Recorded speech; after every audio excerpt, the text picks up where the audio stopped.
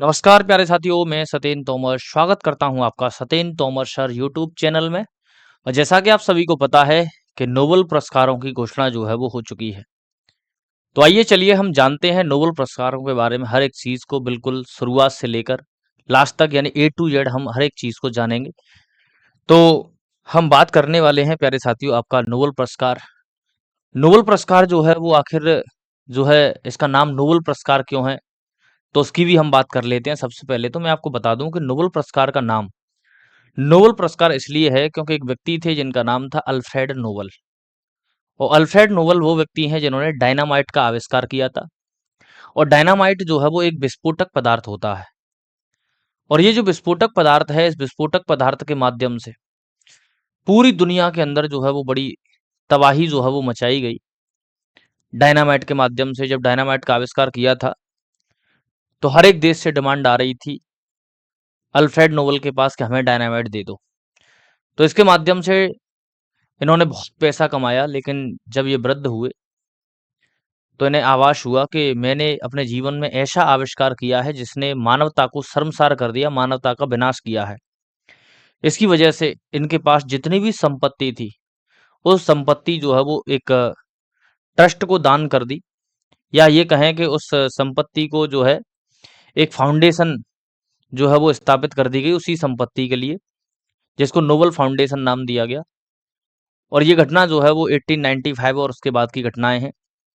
और इन्होंने कहा कि कोई भी व्यक्ति अगर समाज के लिए, लोगों के लिए बेहतरी का कार्य करता है, तो ऐसी स्थिति में उसे इस फंड में से निकालकर जो है वो उसे पुरस्कृत किया जाए। तो उसी को ध्यान में रखते हुए 1901 से नोबेल पुरस्कार जो है वो वितरित होना प्रारंभ हुए थे। तो मैंने आपको बताया कि नोबेल पुरस्कार का नाम आखिर नोबेल पुरस्कार क्यों है। नोबेल प्राइज जो है, इसकी हमें संपूर्ण जानकारी जो है वो ए टू जेड देखेंगे इसके अंतर्गत। नोबेल पुरस्कार की स्थापना जो है वो कब हुई है, तो 1895, है ना। और पहला अवार्ड जो है वो आपका 1901 में दिया गया है। पर्पस क्या है तो मैं पहले ही बता चुका हूँ, असाधारण योगदान देने वाले व्यक्तियों या संस्थाओं, ये जरूर नहीं है कि लोगों को ही, अगर कोई संस्था भी बेहतर करती है तो उसको भी सम्मानित किया जाता है। Individuals organisations for outstanding contribution. फिर हम बात करते हैं कि कितनी कैटेगरी में दिया जाता है, तो शुरुआत में नोबेल पुरस्कार जो है वो 5 कैटेगरी में दिया जाता था। नंबर 1 अगर हम बात करें तो पीस या शांति। नंबर 2 आपका भौतिकी, नंबर 3 आपका रसायन, नंबर 4 जो है वो आपका साहित्य, और नंबर 6 आपका चिकित्सा। ये जो अर्थशास्त्र का नोबेल है, ये आपका 1968 में घोषणा हुई थी कि अर्थशास्त्र या इकोनॉमिक्स के क्षेत्र में भी नोबेल पुरस्कार जो है वो दिया जाएगा। और 1969 में जो है वो पहला नोबेल पुरस्कार अर्थशास्त्र के लिए दिया गया था। फिर हम बात करते हैं कि पुरस्कार या अवार्ड जो है इसमें क्या क्या चीजें मिलती हैं। तो इसमें एक तो पदक मिलता है ना, बिल्कुल इस टाइप का जैसे दिख रहा होगा आपको।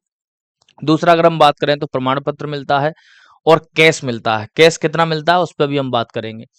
नोबेल पुरस्कार 2025 जो है, इसके अंतर्गत अगर हम बात करें तो ये 5 क्षेत्रों में तो घोषणा हो चुकी है, एक रह गया है आपका। और जो रह गया है वो आपका 13 अक्टूबर को उसकी घोषणा हो जाएगी। शांति के क्षेत्र में जो नोबेल पुरस्कार दिया गया है वो मारिया कोरिना मचाडो को दिया गया है, और ये वेनेजुएला से हैं। और वेनेजुएला में लोकतांत्रिक अधिकार और न्यायिक परिवर्तन के लिए इन्होंने काफी संघर्ष किया था, तो उसी के लिए जो है इन्हें नोबेल पुरस्कार मिला है। फिजिक्स का नोबेल पुरस्कार एक व्यक्ति को नहीं, 3 व्यक्ति को मिला है। जॉन क्लार्क, माइकल एच डेवोरेट और जॉन एम मार्टिनेश। कहाँ के हैं, यूएसए के हैं, है ना।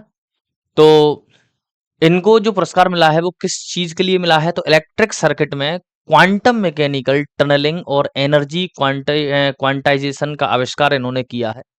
तो ये एक तरीके से हम बात कर सकते हैं कि जो है जो आपकी क्वांटम फिजिक्स होती है, उस क्वांटम फिजिक्स के क्षेत्र में महत्वपूर्ण उपलब्धि है इनकी। केमिस्ट्री में जो पुरस्कार दिया गया है वो आपका सुषमा कितागावा जो कि जापान से हैं, रिचर्ड रॉबसन ऑस्ट्रेलिया से हैं, उमर एम यागी यूएसए के हैं। और इन्हें जो पुरस्कार दिया गया है वो मेटल ऑर्गेनिक फ्रेमवर्क के विकास के लिए दिया गया है केमिस्ट्री में। मेडिसिन की अगर हम बात करते हैं, या फिजियोलॉजी भी कह सकते हैं या चिकित्सा भी कह सकते हैं, ये पुरस्कार जो है वो आपका मैरी ई ब्रुनको, फ्रेड राम्सडेल और शिमोन शाकागुची, तीनों ही वैज्ञानिक यूएसए के हैं।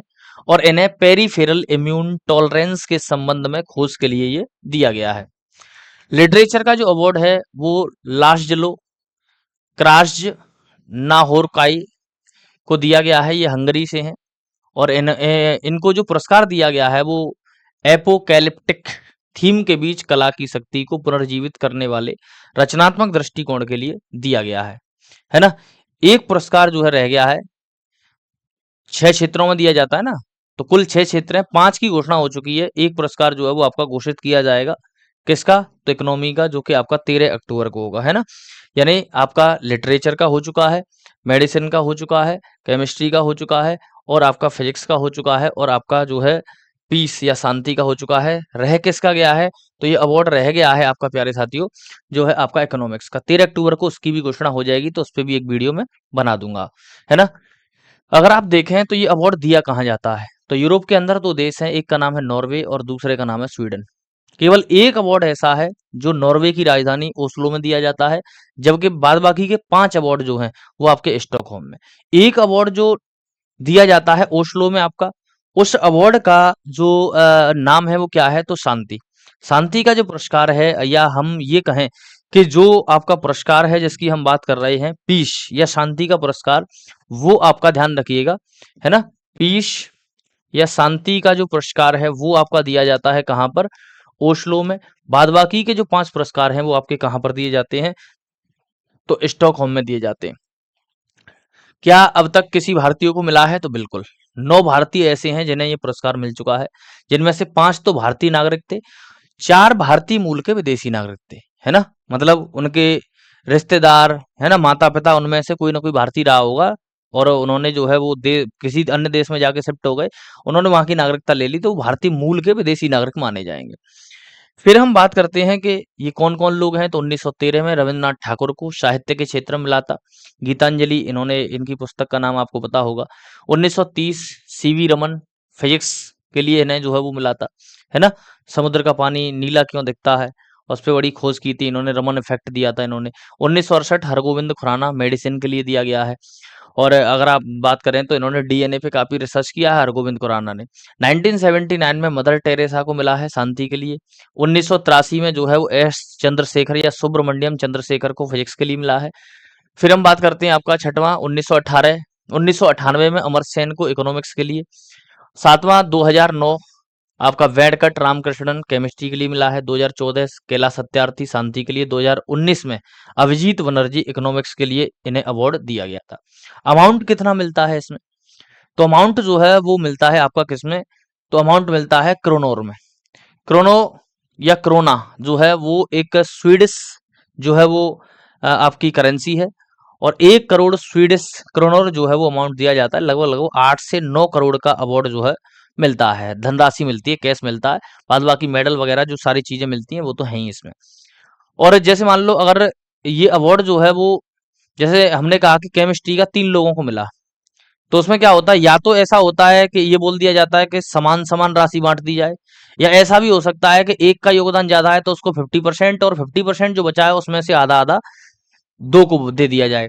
तो ये जो है वो ध्यान रखिएगा, ये जो अवार्ड दिए जाते हैं इनके लिए स्पेशली कमेटीज होती हैं, और वो कमेटीज ये डिसाइड करती हैं किसको कितना अमाउंट जो है वो दिया जाना है, या बराबर बराबर दिया जाना है, और ये अवार्ड किसको दिया जाना है ये भी कमेटीज जो है वो डिसाइड करती हैं। तो मुझे जहां तक उम्मीद है कि नोबेल पुरस्कार के बारे में जितनी भी चीजें आपने जानी वो एग्जाम के लिए काफी इंपॉर्टेंट साबित हो सकती हैं। तो बिल्कुल ही सारी चीजों को ध्यान में रखें। चलिए मिलते हैं नेक्स्ट वीडियो में। Thank you very much.